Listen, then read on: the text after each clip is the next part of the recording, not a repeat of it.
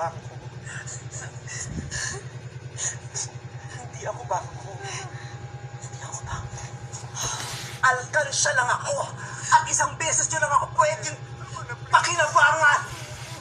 Dahil paglabasag ako at kinuha nyo ng laman ko, wala na akong silbi.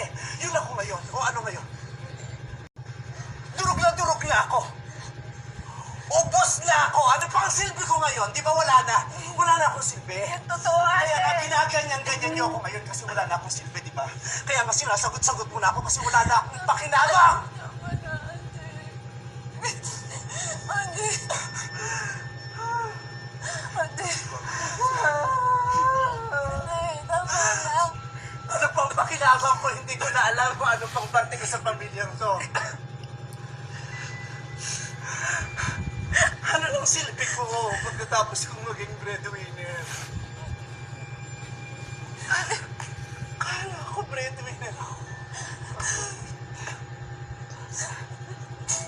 Pero bakit talunan ako?